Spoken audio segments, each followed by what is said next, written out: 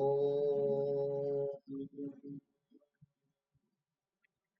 विघ्नेश्वराय वरदाय सुरप्रियाय लंबोदराय सकलाय जगद्हिताय नागाननाय श्रुतियज्ञविभूषिताय गौरीसुताय गणनाथ नमो नमस्ते दुंदाड़ो दुखभंजनो सदाय बाळावेश प्रथम पहला समरिये गौरी पुत्र गणेश। ओम वक्रतुंड महाकाय सूर्यकोटि समप्रभ निर्विघ्नं कुरु मे देव शुभकार्येषु सर्वदा।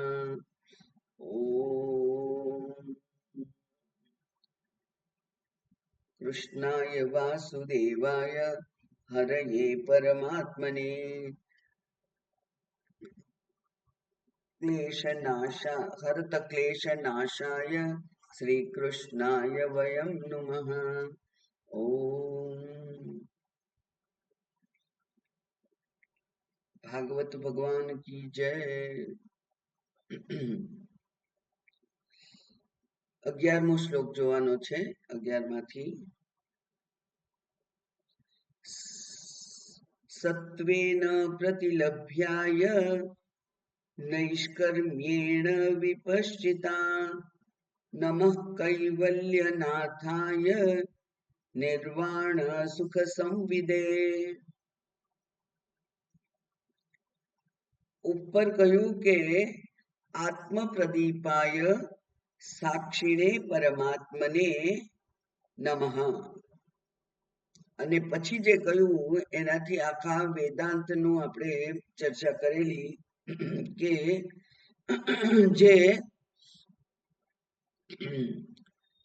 શબ્દાતીત છે, શબ્દો જેનું વર્ણન કરવા માટે સામર્થ્યવાન નથી, મન પણ જેનું ચિંતન કરવા માટે સામર્થ્યવાન નથી એવા, તો જે શબ્દોનો વિષય બનતો નથી, એટલે કે કોઈ ઇન્દ્રિયનો એ વિષય નથી બનતો, કારણ કે એ ઇન્દ્રિયાતીત છે। અને મન અને ચિત્ત એ પણ એને પહોંચી નથી શકતા, કારણ કે મન એવી જ વસ્તુઓને, એવા જ પદાર્થોને ઓળખી શકે જેના જાતિ ગુણ ક્રિયા સંબંધ હોય। એટલે મોટા ટોળામાંથી આપણે કોઈને બોલાવવા હોય તો કહેવું પડે કે પેલા ભાઈને બોલાવો, તો એ બહેનોના સેક્શનમાં ના જાય, ભાઈઓમાં જાય, જાતિ। પછી બધા બહુ ભાઈઓ છે તો એ ભાઈ ચશ્મા પહેરેલા છે, એમણે બ્લુ કલરનું શર્ટ પહેર્યું છે, ચશ્મા વાળા છે, ઊંચા છે, એ ભાઈને બોલાવો તો થોડાક ગુણ એમના કહેવા પડે, એટલે એક નાનું ગ્રુપ થાય, મોટામાંથી નાનું થાય। ચશ્મા વાળા 2-4 હોય તો એમાંથી એક।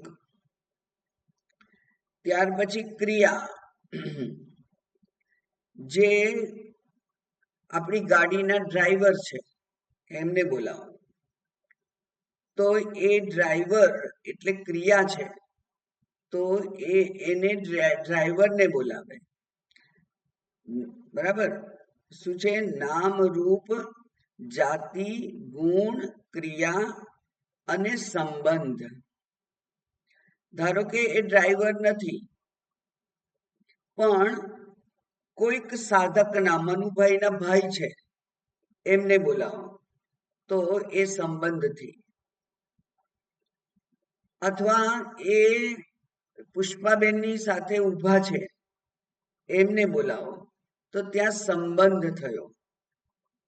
2 જણ સાથે ઊભા છે તો ત્યાં સંબંધથી પણ કોઈકને દર્શાવાય।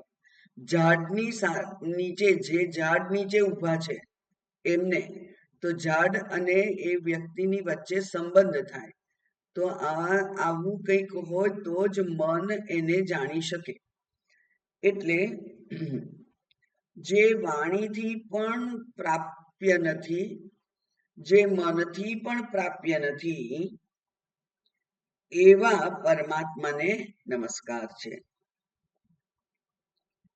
અને હવે આજે જોઈએ કે જે સત્વેન પ્રતિલભ્યાય, સત્વ વડે જેને પામી શકાય, એટલે કે સત્વગુણી મહાત્માઓ હોય, સત્વગુણી સાધકો હોય, સત્વગુણી ભક્ત હોય, એ આ પરમાત્માને જાણી શકે. તો સત્વેન પ્રતિલભ્યાય, જેઓ સત્વ, રજસ અને તમસ ત્રણેય ગુણોના ધર્મ અપનાવી અને નૈષ્કર્મણ્ય ના ઉપર છે વિવેકી મનુષ્ય, સત્વેન એટલે જે શુદ્ધ અંતઃકરણ વાળા છે, સત્વ પ્રધાન છે, એવા નૈષ્કર્મણ્યેન, નૈષ્કર્મણ્યેન એટલે જેમણે કર્મને છોડી દીધા છે, સાપેક્ષ રીતે હવે જે કર્તૃત્વનું અભિમાન ધરાવતા નથી. નૈષ્કર્મ્ય એ સામાન્ય રીતે સંન્યાસ કહેવામાં આવે છે, કારણ કે એણે વિધિવત એ કર્મનો ત્યાગ કર્યો હોય. નૈષ્કર્મ્ય શબ્દ સંન્યાસી માટે વપરાય છે વધારે, કારણ કે એણે વિધિવત સંન્યાસ લઈ અને કર્મનો ત્યાગ કર્યો હોય. એટલે એ કર્મ ન કરવાના કોઈ અપરાધમાં પણ આવતો નથી વ્યક્તિ. કારણ કે નહીં તો બ્રાહ્મણ હોય એને ગાયત્રી જપ કરવો પડે, બ્રહ્મચારી હોય એને સંધ્યાવંદન કરવા પડે, ગૃહસ્થી હોય એને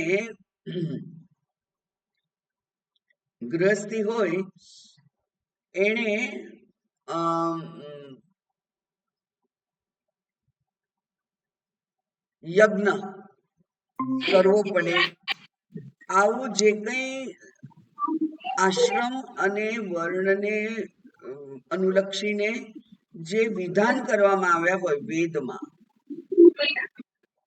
એને કરવા પડે.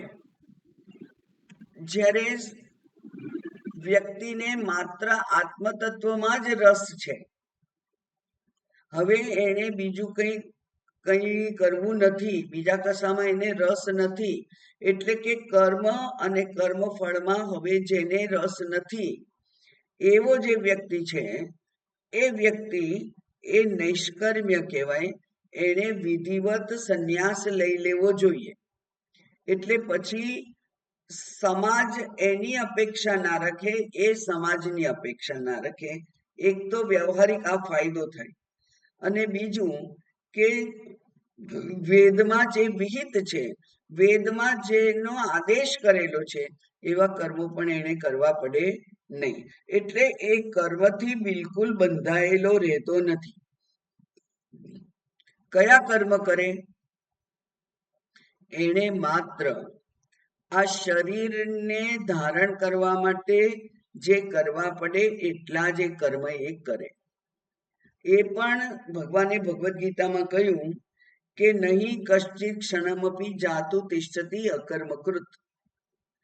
એટલે કોઈ શરીરધારી માણસ એ બિલકુલ કર્મ ના કરે એવું બને નહીં, શક્ય જ નથી.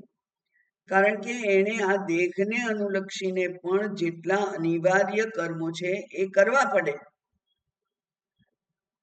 પણ એને વેદ વિહિત વર્ણાશ્રમને ધ્યાનમાં રાખી અને જે કર્મોનો આદેશ થયેલો છે, જે ના કરવાથી પ્રત્યવાય દોષ લાગે છે, એવા કર્મ એને હવે ના કરવા પડે, કારણ કે એને વિધિવત એ કર્મોનો ત્યાગ કરેલો છે. એટલે વૈદિક કર્મોનો ત્યાગ કરેલો છે. વેદ એને હવે પ્રાયશ્ચિત કરવા માટે, એને પ્રત્યવાય દોષ લાગે એવું કઈ વેદ પણ ના કરી શકે, અને વ્યવહારમાં પણ હવે એની અપેક્ષા લોકો દ્વારા રાખવામાં આવતી નથી. એટલે વ્યવહારિક કર્મમાંથી પણ એને મુક્તિ મળે છે. એને કહેવાય નૈષ્કર્મણ્ય. બે શબ્દ છે. નૈષ્કર્મ્ય શબ્દ ખાસ સંન્યાસને અનુલક્ષીને છે. અને બીજો શબ્દ છે સંન્યાસ, એટલે ત્યાગ, સારી રીતે કરેલો ત્યાગ. તો ત્યાગ શબ્દનો અર્થ સાધક માટે કરવામાં આવે છે કે જે કર્મફળનો જેણે ત્યાગ કર્યો હોય, એ સાધક એને ત્યાગ કર્યો છે. શું ત્યાગ કર્યો છે? કર્મફળનો એને ત્યાગ કર્યો છે. એટલે કે હવે એ માત્ર નિષ્કામ કર્મ જ કરે છે, સકામ કર્મ કરતો નથી, કારણ કે હવે ફળમાં એને રસ નથી. તો એવો જે સાધક છે, એ સાધક એ ત્યાગ કરે છે. અને જેને આ આત્મતત્વના શ્રવણ મનનમાં એકાગ્ર ચિત્તે ચિંતન કરી અને આત્મતત્વને પામવાની જ જેને જિજ્ઞાસા છે, જે મુમુક્ષુ છે, એને નૈષ્કર્મ્ય કરવું પડે, અપનાવવું પડે. એટલે એને સંન્યાસ લઈ અને વિધિવત વૈદિક અને લૌકિક કર્મોનો ત્યાગ કરવો પડે. આમ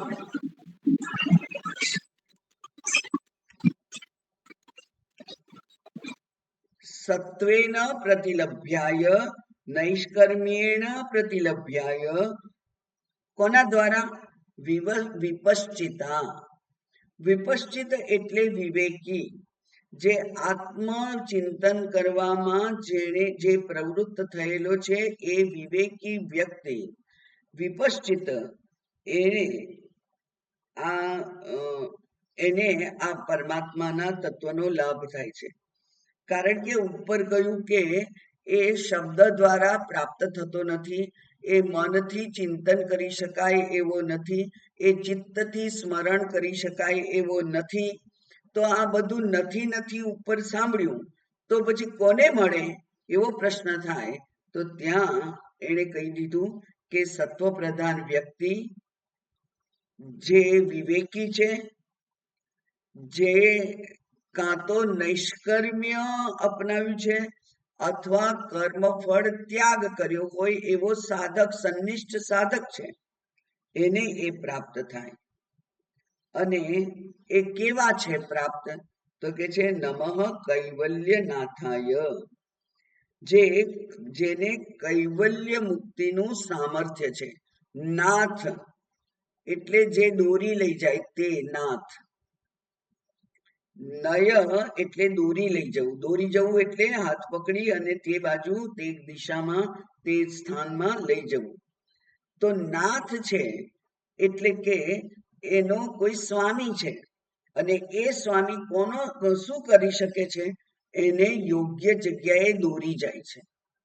એટલા માટે કહ્યું કે આ નાથ છે. અને કૈવલ્ય એટલે જ્ઞાન, મોક્ષ. તો મોક્ષ તરફ દોરી લઈ જનાર જે છે પરમાત્મા, એમને મારા નમસ્કાર.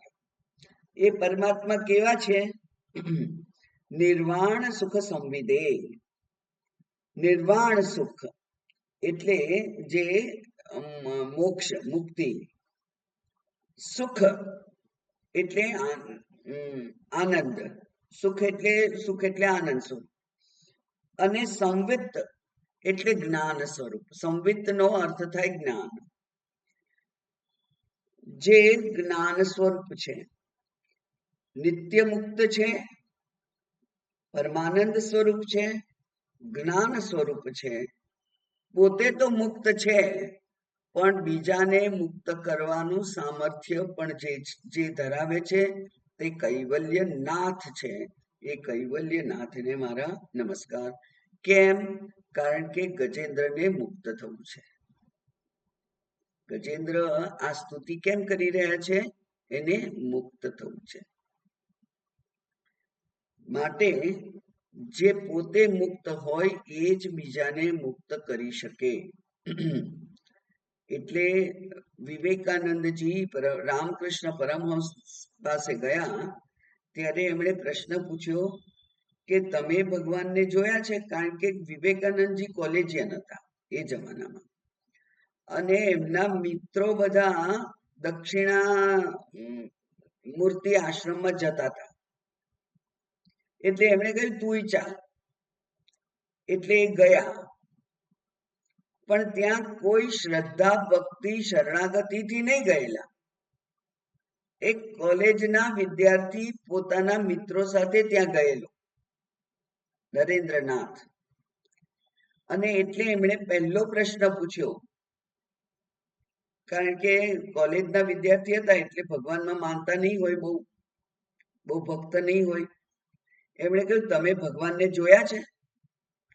એ કે હા, મેં જોયા છે. તમે મને બતાવી શકશો? એ કે હા, બતાવી શકીશ. તો મને કેવી રીતે દેખાશે? એ કે છે, જેવી રીતે તું મને જુએ છે એવી રીતે તું ભગવાનને જોઈ શકીશ. ત્યારે નરેન્દ્રનાથને નક્કી નિશ્ચય થયો કે અહીંયા આવવા જેવું છે. જો એ મને ભગવાનના દર્શન કરાવી શકતા હોય તો અહીંયા આવવા જેવું છે. અને ત્યાર પછી એમણે ત્યાં જવાનું શરૂ કર્યું. આવી રીતે જે પોતાની જિજ્ઞાસાથી પોતાને શ્રદ્ધા ઉત્પન્ન થઈ પછી અને એ ગુરુજીના શબ્દો સાચા છે એવું જેણે નિશ્ચય કર્યો શ્રદ્ધાપૂર્વક, એટલે શરણાગત થયો. અને પછી એને જ્યારે જવા માંડ્યું ત્યારે એના પ્રયત્નમાં કોઈ કચાશ ના રહે, કારણ કે એ પોતે સમજી વિચારીને પોતાની બુદ્ધિથી નિર્ણય કરીને ગયા છે. કોઈના દોરવાઈ ગયા નથી. કોઈએ મોકલ્યા અને આયા ને હવે બસ ક્યારે આ પૂરું થઈને આપણે જતા રહીએ એવા દ્રષ્ટિકોણથી નથી આયા. એટલે ત્યાં પછી એની એટલી બધી નિષ્ઠા થઈ કે બાકીના બધા શ્રોતાઓ જે લાંબા સમયથી આવતા હતા એમના કરતા પણ વિશેષ જિજ્ઞાસા આ નરેન્દ્રમાં રામકૃષ્ણ પરમહંસને દેખાઈ.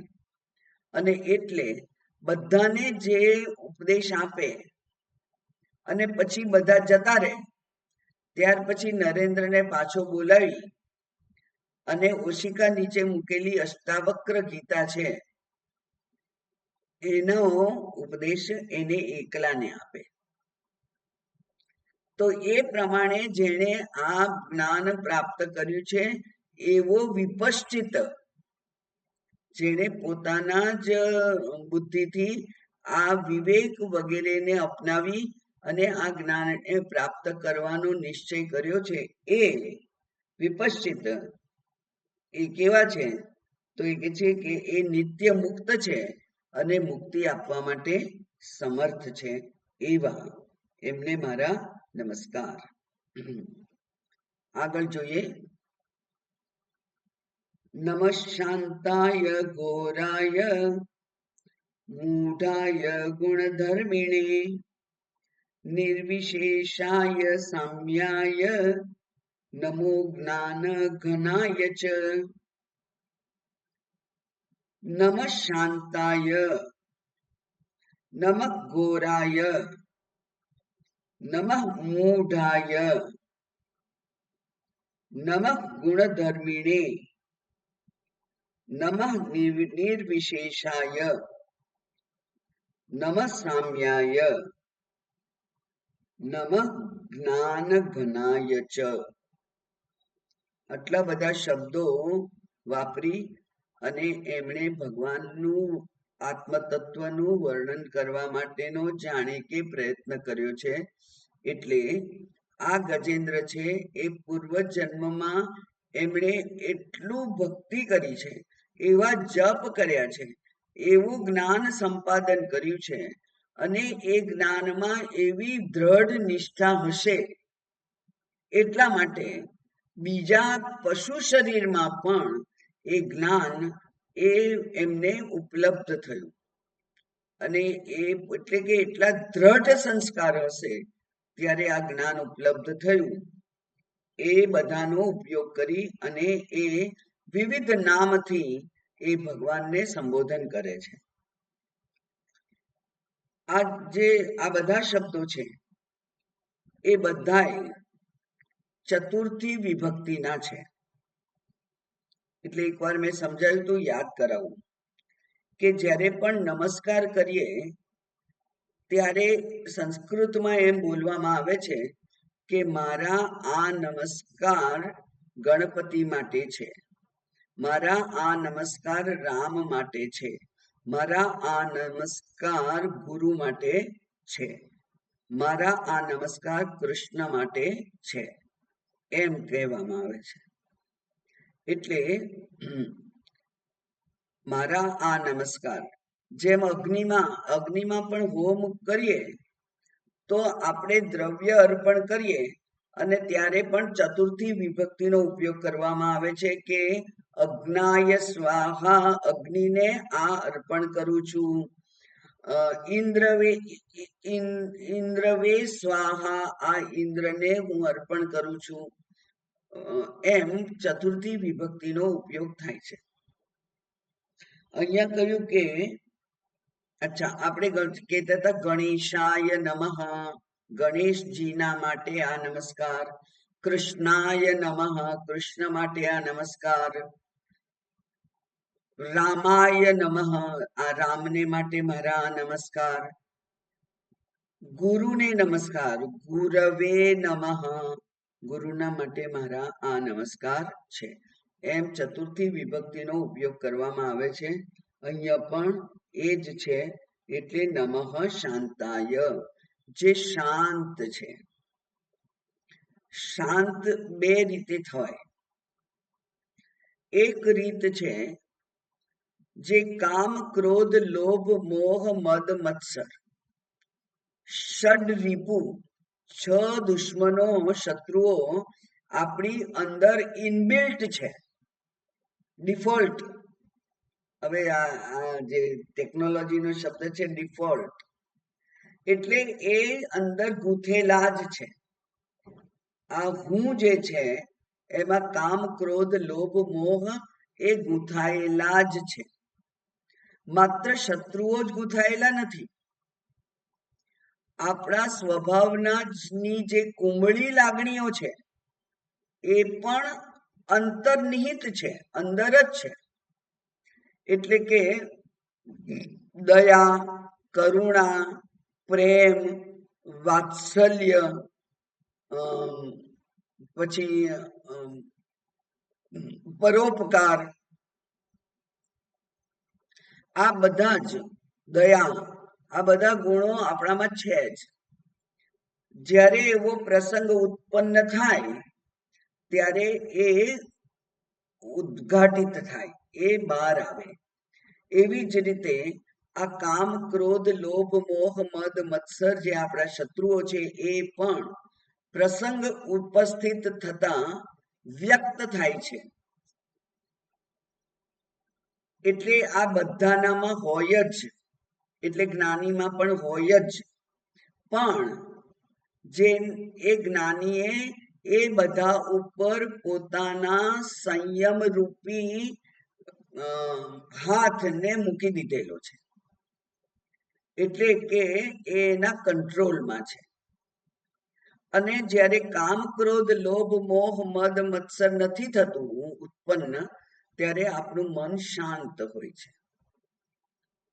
તો એ શાંત મન વાળા, કારણ કે ક્રોધાદી બધા શત્રુઓને જેમણે પોતાને વશ કરેલા છે એવા જે છે તે શાંતાય.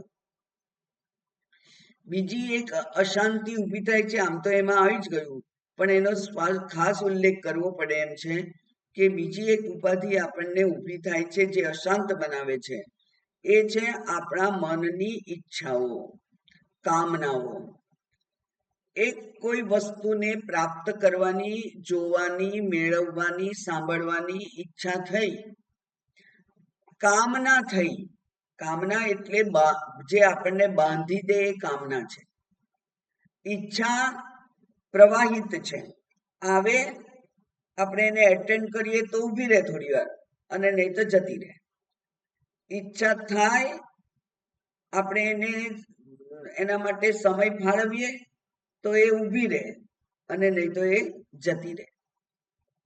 પૂડા ખાવાની ઈચ્છા થઈ એટલે થઈ આપણે એની ઉપર જરાક ધ્યાન આપ્યું તો એ ઊભી રહે અને પૂડા બનાવવાનો પ્રોગ્રામ બનાવી દે કે સાંજે બનાવી દઈશ, અને પછી એ જાય.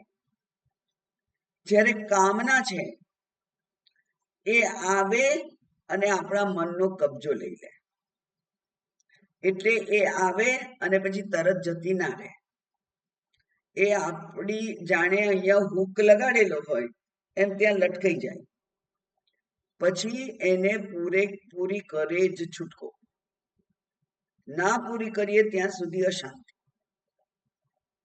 માટે કામના જે છે એ પણ મનને અશાંત કરનાર છે. જ્યાં સુધી એ પૂરી ના થાય ત્યાં સુધી દ્વેષ અશાંતિ ઊભી કરે, રાગ અશાંતિ ઊભી કરે. ઈચ્છિત વસ્તુ જ્યાં સુધી, ઈચ્છિત પદાર્થ, ઈચ્છિત વ્યક્તિ જ્યાં સુધી ના મળે ત્યાં સુધી એ મન એમાંથી નિવૃત્ત થતું નથી. એટલે વારે વારે એ જ યાદ આવી જાય, વારે વારે એ જ યાદ આવી જાય, અને પછી એને પૂરી કરે જ છૂટકો. એટલા માટે શાંત મન હોવું એ ઈશ્વરનો અનુગ્રહ હોય તો જ હોય. ઈશ્વરાનુગ્રહથી જ આપણી પોતાની સમજ છે, પણ આપણી પોતાની સમજને ઈશ્વરે આશીર્વાદ આપ્યા હોય ત્યારે જ મન શાંત રહે. ઉદ્વેગ ભર્યા વાતાવરણમાં પણ માનસિક શાંતિને આપણે યોગ્ય સ્થાનમાં રાખી શકીએ તો એ મોટી સિદ્ધિ છે સાધક માટે. એટલે પેલા કાશી પંચકમાં આપણે આ શબ્દનો બહુ લંબાણપૂર્વક વિચાર કરેલો કે મનોનિવૃત્તિ પરમોપશાંતિ. મન જો આ ઈચ્છાઓમાંથી નિવૃત્ત થાય, કામ ક્રોધ લોભ મોહ આદિ શત્રુઓના હાથમાંથી જો એ મુક્ત થાય તો સાતીર્થવર્યા એ મોટામાં મોટું તીર્થ છે. અને એ કેવું છે? સા કાશિકાહમ, એ કાશી હું જ છું. નિજરૂપ બોધાહા, પોતાના સ્વરૂપનો જેને બોધ થઈ ગયો છે એવું આ તીર્થ સ્વરૂપ કાશી હું જ છું. મારે કાશી જવાની જરૂર નથી, મારે કોઈ તીર્થયાત્રા કરવાની જરૂર નથી. જો મારું મન શાંત હોય, મારા કંટ્રોલમાં હોય તો. પણ એ મન વિચારશીલ હોવું જોઈએ, મૂઢ ના થઈ જાય. એટલે એ માત્ર તંદ્રામાં, નિદ્રા ના હોય તો તંદ્રા હોય, માત્ર તંદ્રામાં બેસી રહે અને મન શાંત છે એવું નહીં. આત્મતત્વનો વિચાર કરતું રહેતું હોય એવું મન, એટલે કે એક્ટિવ મન. મન એક્ટિવ હોય અને છતાં પણ શાંત હોય તો એ અનુગ્રહ છે, એ લાભ છે, મોટો લાભ છે. એટલે નમઃ શાંતાય, નમઃ ઘોરાય. ઘોર એ રજસ છે. એટલે એ રજસ ગુણ જ્યારે ઉત્પન્ન થયો હોય ત્યારે એ માત્ર દોડાયા કરે. કામનું હોય કે ના કામનું હોય પણ એ ક્રિયા આપણે કરવી પડે, કમ્પલ્સન, જેને ઓબ્સેશન કહેવાય છે ઇંગ્લિશમાં. એટલે એ કરવું જ પડે. તો એવો એ છે રજસ પ્રધાન છે. અને ભગવાને પણ ભગવદ્ ગીતામાં એનું વર્ણન કરેલું છે. અને ત્યાં એમણે કહ્યું છે કે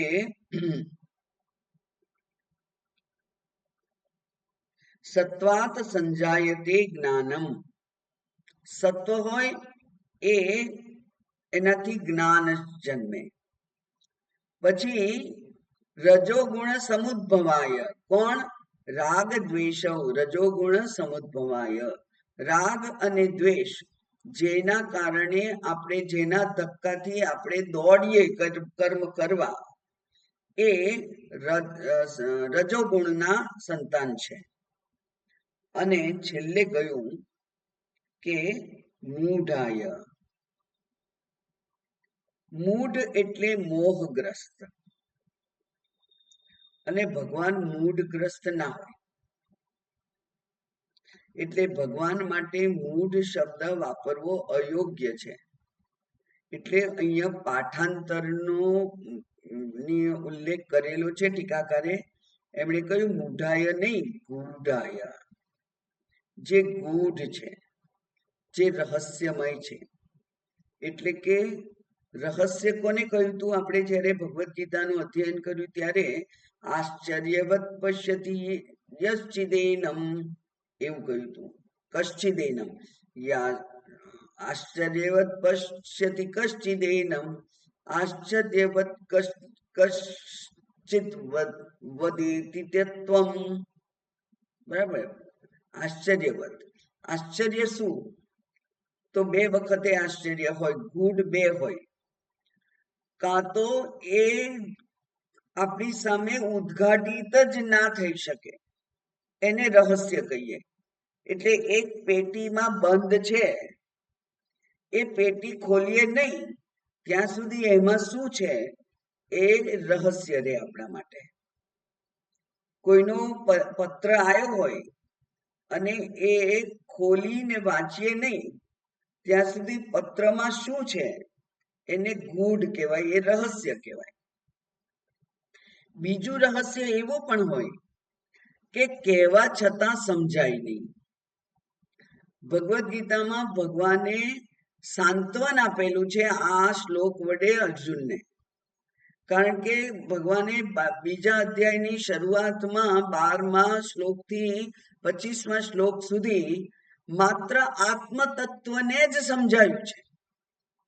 આત્માના લક્ષણો, આત્માને જાણવાના જે ઉપાયો છે એ ત્યાં બતાયા છે, લક્ષણો બતાયા છે. આત્મા કોને કહેવાય એવું સમજાયું છે.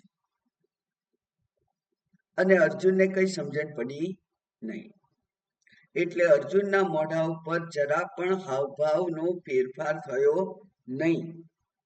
એટલે ભગવાનને થયું કે આને સમજણ પડી નથી. હવે સમજણ ના પડી હોય તો માણસ નિરાશ થઈ જાય.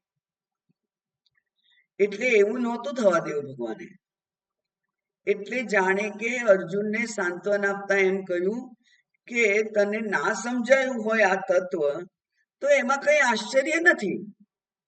આ ના સમજાય એવું જ તત્વ છે, બહુ ગહન છે, બહુ સૂક્ષ્મ છે. એટલે તને ના સમજાયું હોય તો ચિંતા કરવાની જરૂર નથી, હું તને બીજી રીતે સમજાવીશ. ત્યાં આશ્ચર્યવત શબ્દનો ઉપયોગ કર્યો છે એવું બધા જ ટીકાકાર લોકો એક મતે કહે છે. એટલે આ જે આત્મતત્વ છે એના માટે કઠોપનિષદમાં કહ્યું કે સૂક્ષ્મ બુદ્ધિથી આ સૂક્ષ્મ તત્વને જે જાણી શકે છે તે ધીર છે. ધીરાહ સૂક્ષ્મયા સૂક્ષ્મ બુદ્ધિ, સૂક્ષ્મધીહી, જેની સૂક્ષ્મ બુદ્ધિ છે એવા લોકો, ધીર પુરુષ, આ તત્વને જાણી શકે છે. સૂક્ષ્મયા સૂક્ષ્મદર્શિભિ. તો એ જે તત્વ છે એ કેવું છે? એ કે છે ગૂઢાય, ગૂઢ છો હે ભગવાન. સામાન્ય રીતે, સામાન્ય પ્રયત્નોથી, સામાન્ય સાધકને તમે સમજાતા નથી, તમારું રહસ્ય સમજાતું નથી. એટલે કોઈક વિચક્ષણ બુદ્ધિનો સાધક ગુરુ અને શાસ્ત્રની મદદથી સૂક્ષ્મ વિચાર કરવાના સામર્થ્ય વડે આપને જાણી શકે છે, બાકી આપ જાણાતા નથી. એટલે ગૂઢ છે. અને ગુણધર્મીને એ શું છે? તો કે છે કે ત્રણેય ગુણના જે ધર્મો છે એ ધર્મો વડે તમે શાંત, ઘોર, ગૂઢ એવા દેખાવ, મૂઢ દેખાવ, પણ એવા તમે છો નહીં. ગઈ વખતે જોયું તું, આજે એને ફરી યાદ કરીએ કે શિવ મહિમ્ન સ્તોત્રનો શ્લોક, બહલ રજસે વિશ્વોત્પત્તો ભવાય નમો નમઃ, પ્રબલ તમસે તત્સંહારે હરાય નમો નમઃ, જનસુખ કૃતે સત્વોદ્રિક્તો મૃડાય નમો નમઃ, પ્રમહસી પદે નિસ્ત્રૈગુણ્યે શિવાય નમો નમઃ. તમે ત્રિગુણાતીત છો, પણ આ વિશ્વની ઉત્પત્તિ કરવા માટે તમે રજસ ગુણને ધારણ કર્યો અને બ્રહ્માજી દ્વારા તમે આ ઉત્પત્તિ સર્જન કરાયું. એવી જ રીતે તમસ ગુણને ધારણ કરી અને રુદ્ર રૂપે આ પ્રલયકાર તરીકે, પ્રલય કરનાર આ તત્વ તરીકે પણ આપ જાણીતા છો. એટલે તમે હરણ કરો છો આ વિશ્વનું પ્રલય દ્વારા.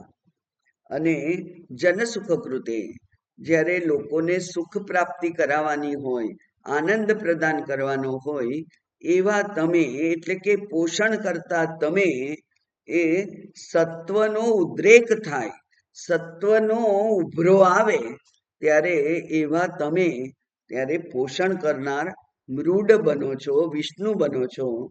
પણ તમે ખરેખર તો નિસ્ત્રૈગુણ્ય છો, તમે 3 ગુણમાં નથી. માટે કહ્યું કે નિસ્ત્રૈગુણ્ય, 3 ગુણોના ધર્મ અપનાવીને ક્રમશઃ શાંત, ઘોર અને મૂઢ અવસ્થા ધારણ કરો છો. શાંત અવસ્થા ધારણ કરે એ વિષ્ણુ છે. ઘોર અવસ્થા ધારણ કરે એ નૃસિંહ આદિ, ઋષિ રામ વગેરે, જેમણે ક્રોધ ધારણ કરવો પડે, શત્રુના સંહાર માટે જેમણે ક્રોધ ધારણ કરવો પડે, એવા તમે ઘોર છો. પેલી મહિષાસુર મર્દિની, એ મહિષાસુર મર્દિનીનું જો નૃત્ય જોયું હોય તો જ્યારે એ મહિષાસુરનો વધ કરે ત્યારે એના અંગે અંગમાં, એના કણે કણમાં, રગે રગમાં ક્રોધનો આવિર્ભાવ થયેલો છે. કારણ કે અસુરને મારવાનો છે. એટલે પોતે ત્રિશૂળ લઈ અને જ્યારે એ મહિષાસુર ઉપર કૂદી પડે છે ત્યારે એણે ઘોર રૂપ ધારણ કરેલું છે. નૃસિંહ ભગવાનનું ઘોર રૂપ આપણે જોઈ શક્યા. એવો જે છે તે એ કે છે તમે આવા અવસ્થાઓ ધારણ કરો છો.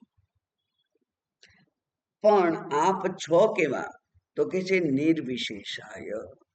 તમે નથી શાંત, નથી ઘોર, નથી ગૂઢ, નથી મૂઢ, તમે એવા કોઈ નથી. નામ આકારથી રહિત એવા આપને ભેદ રહિત આપ છો. તો ભેદ રહિત હોય એને શું કહેવાય? સામ્ય. એટલે સમત્વ ધારણ કરેલું છે એવા આપને, જે જ્ઞાન સ્વરૂપ છે, જ્ઞાન ઘનાય, એવા જ્ઞાન સ્વરૂપને નમસ્કાર. જ્ઞાન સ્વરૂપ કે જ્ઞાન ઘન ક્યારે કહેવાય? જ્યારે આપણી જેમ જ્ઞાન પ્રાપ્ત કરવા માટે એમણે મન બુદ્ધિનો ઉપયોગ ના કરવો પડે. કારણ કે એમને મન બુદ્ધિ છે ને, એમને નથી સ્થૂળ શરીર, નથી સૂક્ષ્મ શરીર. એટલે બુદ્ધિથી જ્ઞાન વૃત્તિ ઉત્પન્ન થઈ અને જે ઘટક જ્ઞાન થાય, પટક જ્ઞાન થાય, એવું જ્ઞાન નથી એમનું.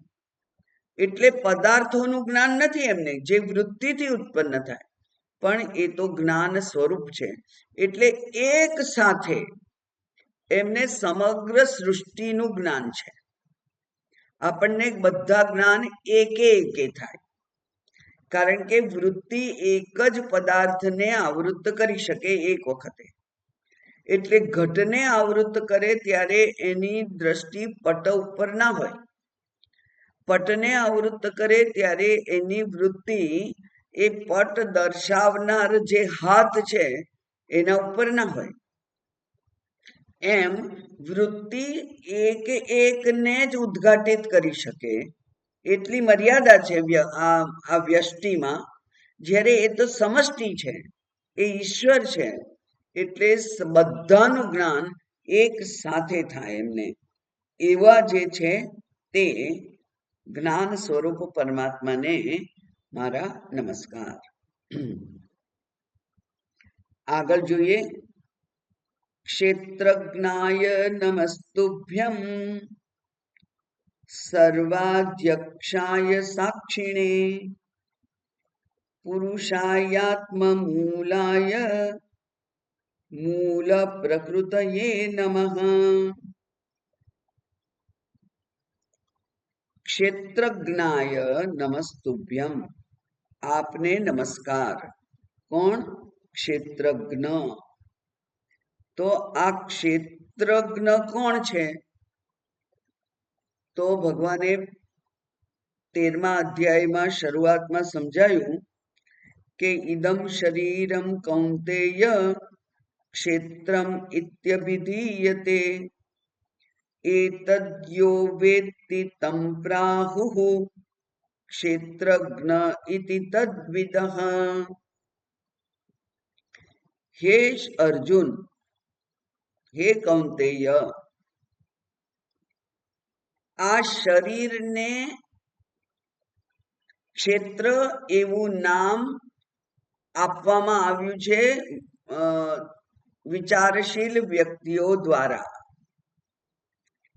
તત્વિદઃ એટલે જે તત્વને જાણે છે એવા વ્યક્તિઓએ નામ આપ્યા છે. આ શરીરને ક્ષેત્ર કહ્યું છે. ખેતર, ક્ષેત્ર એટલે ખેતર, અપભ્રંશ થઈ અને ખેતર બોલાય છે તે.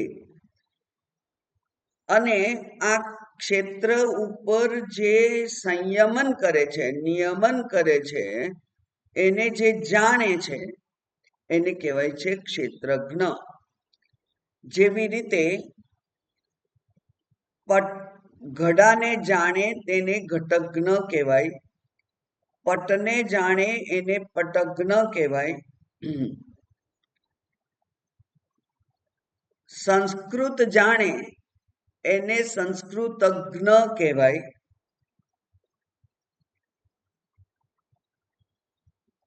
જે મનને જાણે એને મનોજ્ઞ એટલે કે મનનો વિજ્ઞાન જાણે એને મનોજ્ઞાતા કહેવાય છે.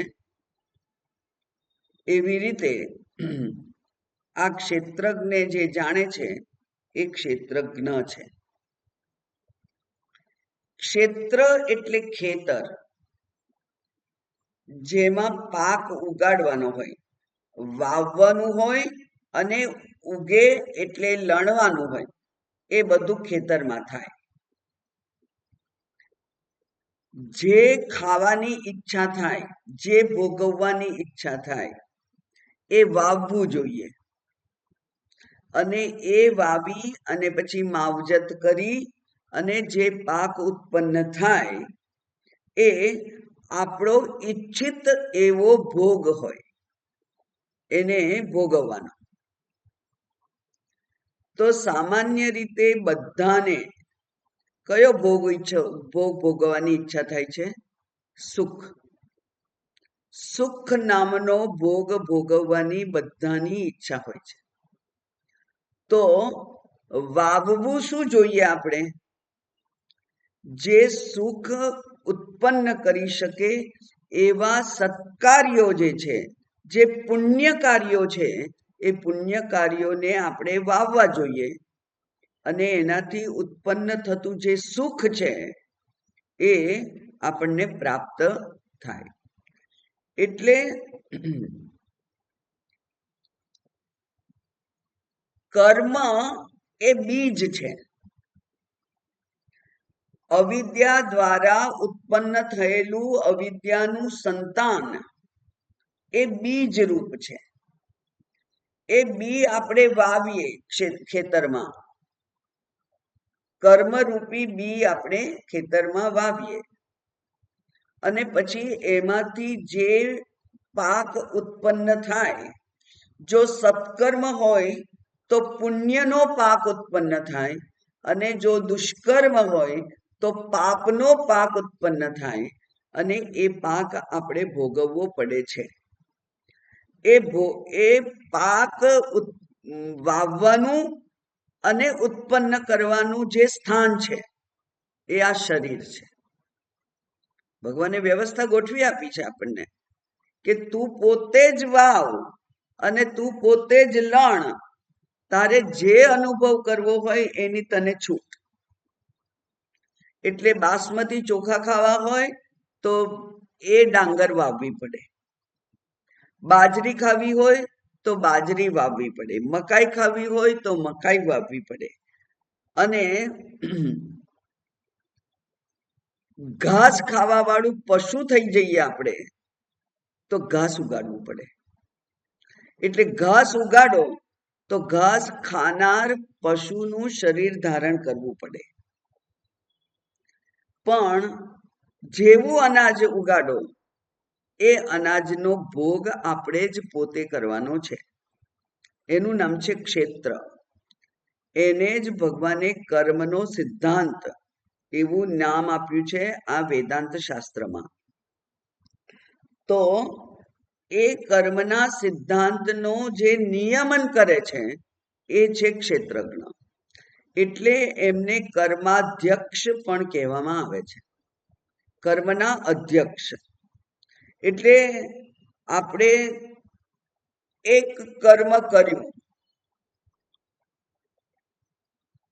બરાબર, કર્મ આપણે કર્યું કે પેલી એક વ્યક્તિ જેને કંઈ સમજણ નહોતી પડતી એને ફોર્મ ભરી આપ્યું, પણ એ ફોર્મમાં આપણે એવું કંઈક ભર્યું કે જેથી એનું હિત થવાને બદલે અહિત થાય. દાખલા તરીકે એક વિદ્યાર્થીને શિષ્યવૃત્તિ જોઈતી હોય, એ શિષ્યવૃત્તિ મેળવવા માટે અમુક આવક જરૂરી.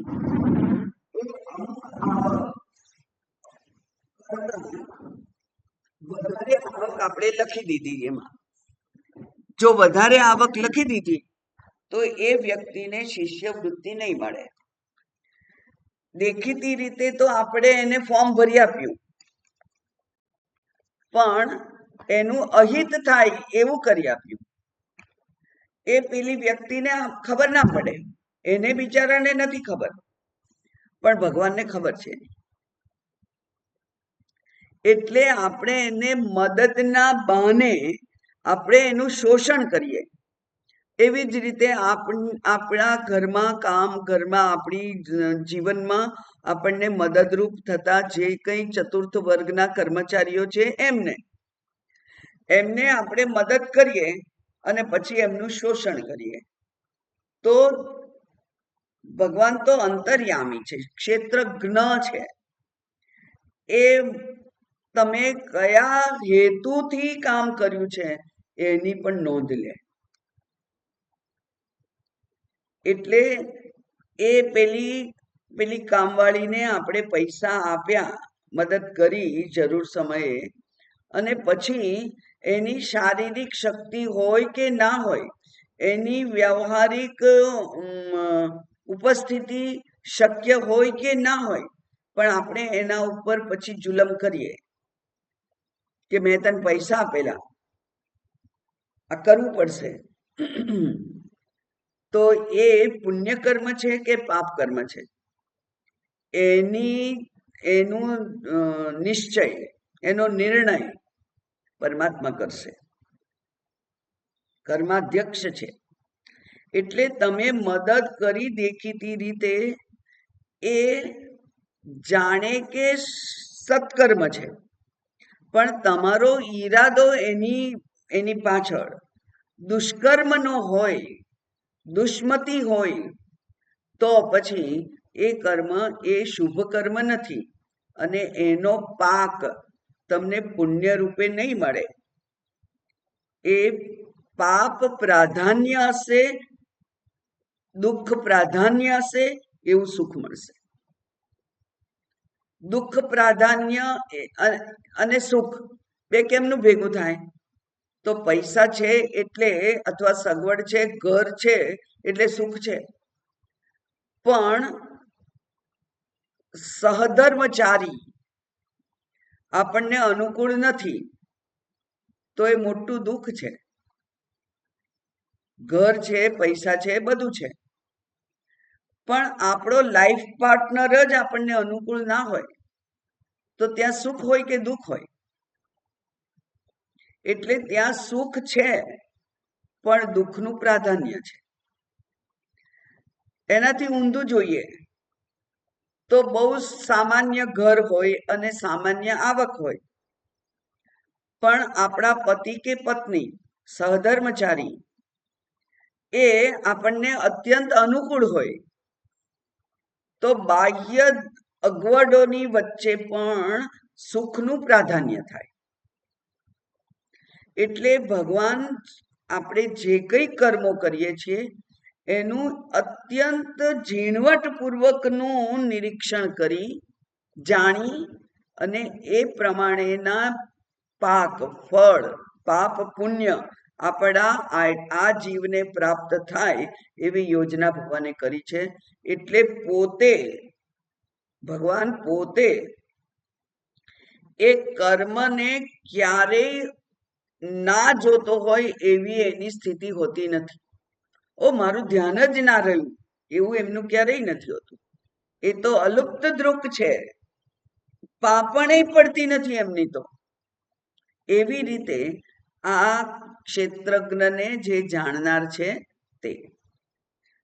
આ ક્ષેત્રજ્ઞ નમસ્તુભ્યમ. અને કેવો છે તો કે છે સર્વાધ્યક્ષાય, સર્વનો અધ્યક્ષ છે. સાક્ષીણે, જે સાક્ષી છે, એટલે આપણા સ્થૂળ કર્મ અને સૂક્ષ્મ ભાવ બંનેને જે જાણે છે તે. એ કેવા છે? પુરુષાય નમઃ, જે પુરુષ છે. એટલે પુરુષ શબ્દનો અર્થ શાસ્ત્રએ આપણને સર્વવ્યાપી પુરુષ પણ કહ્યો છે અને અંતર્યામી પુરુષ પણ કહ્યો છે. એટલે પૂર્ણત્વાદ પુરુષ, જે પૂર્ણ છે એટલે કે સર્વવ્યાપી છે, અનંત છે. એ અનંત જ પૂર્ણ હોય તો એ અનંત છે, પૂર્ણ છે, એ પણ પુરુષ. અને જે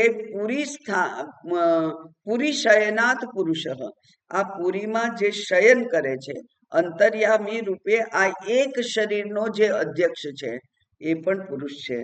તો એવો અંતર બહિષ્ટ તત્સર્વમ વ્યાપ્ય નારાયણ સ્થિત, એ નારાયણ જ બહાર પણ છે, અંદર પણ છે. એ પુરુષાય, અને કેવો છે તો કે છે આત્મમૂલાય, જેનું મૂળ બીજું નથી, પોતે જ પોતાનું મૂળ છે. એટલે જે સ્વયંભૂ છે. સ્વયંભૂ પેલા શિવલિંગ હોય છે ને, કોઈએ એની સ્થાપના નથી કરી, સ્વયંભૂ છે. સ્વયંભૂ એટલે પોતે જ ત્યાં ઉપસ્થિત થઈ ગયેલું હોય એવું એ સ્વયંભૂ છે. આપ કેવા છો?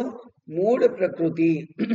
એટલા માટે ત્યાં કહ્યું કે સંભવામી આત્મમાયયા, ભગવાને ભગવદ્ ગીતામાં કહ્યું, હું મારી માયાની મદદથી મારી જાતે જ હું ઉત્પન્ન થઉં છું. અજોપી સન્ન અવ્યયાત્મા, એ અજ છે, જન્મ્યો નથી, પણ છતાંય એ આપણને દ્રશ્યમાન છે, આત્મા છે, જે અજોપી સન્ન અવ્યયાત્મા. યદા યદા હિ ધર્મસ્ય ગ્લાનિર્ભવતિ ભારત અભ્યુત્થાનમ અધર્મસ્ય સંભવામી આત્મમાયયા, હું જાતે હું ઉત્પન્ન થઈ જાઉં છું. એવો જે છે આત્મમૂલાય. અને મૂળ પ્રકૃતયે, પ્રકૃતિને નમસ્કાર. પ્રકૃતિ કોણ છે? માયા છે. પ્રકૃતિ એટલે માયા. અને મૂળ પ્રકૃતયે એટલે માયાનું પણ જે કારણ છે તે. માયા તો વ્યક્ત થાય છે, કાર્ય રૂપે માયા અનુભવમાં આવે છે, પણ એ માયા કેમ છે તો એ કે છે માયાનું પણ જે અધિષ્ઠાન છે એ પરમાત્મા તમે, એને હું નમસ્કાર કરું છું. તો નમઃ શાંતાય ઘોરાય ગૂઢાય ગુણધર્મિણે નિર્વિશેષાય સામ્યાય નમો જ્ઞાન ઘનાય ચ ક્ષેત્રજ્ઞાય નમસ્તુભ્યમ સર્વ અધ્યક્ષાય સાક્ષિણે. હવે આપણે વાત તો કરી માત્ર કર્મના સિદ્ધાંતની, પણ બહાર જે ચક્રો આપણને અનુભવમાં આવે છે પ્રકૃતિમાં, જેમ કે પાનખરમાં પાન ખરી જાય છે, વસંતમાં પાન ઉત્પન્ન થાય છે, એ નવા પાન ઉત્પન્ન થઈ અને પછી એ પક્વ બને એટલે પછી ત્યાં ફૂલ ઉત્પન્ન થાય છે, ફૂલમાંથી ફળ ઉત્પન્ન થાય છે, ફળમાં બીજ હોય એ ફળ પડી જાય છે અને પાછું એ બીજમાંથી વૃક્ષ ઉત્પન્ન થાય છે. આ આખું જે ચક્ર છે તે. એવી જ રીતે સમુદ્રના પાણીનું બાષ્પીભવન થાય છે, વાદળ બંધાય છે, વર્ષા થાય છે અને નદી નાળાઓ રૂપે એ પાણી પ્રવાહિત થાય છે, પાછું સમુદ્રમાં જાય છે. એટલે સમુદ્રમાં નીકળેલું પાણી પાછું સમુદ્રમાં જ જાય છે. એ જે વ્યવસ્થા ગોઠવેલી છે, એ ચક્ર જેણે ગોઠવેલું છે, એ ચક્ર એનો પણ જે અધ્યક્ષ છે તે. એટલે માત્ર એક નહીં, આપણી અંદર પણ શ્વસન તંત્ર છે, પછી ઉત્સર્ગ તંત્ર છે, પાચન તંત્ર છે, રુધિરાભિસરણ તંત્ર છે. આ બધા તંત્રને યોગ્ય રીતે પોતાના ક્ષેત્રમાં કાર્ય કરવા માટે જે સત્તા અને સામર્થ્ય આપે છે, એ સર્વનો અધ્યક્ષ છે તે અને સાક્ષી છે. એવા પુરુષાય આત્મમૂલાય મૂલ પ્રકૃતયે નમઃ. આપને નમસ્કાર. હવે 14મા શ્લોકથી આવતા અઠવાડિયે. ઓમ પૂર્ણમદ પૂર્ણમિદમ પૂર્ણાત પૂર્ણમુદચ્યતે પૂર્ણસ્ય પૂર્ણમાદાય પૂર્ણમેવાવશિષ્યતે. ઓમ શાંતિ શાંતિ શાંતિ. હરિ ઓમ. શ્રી ગુરુભ્યો નમઃ.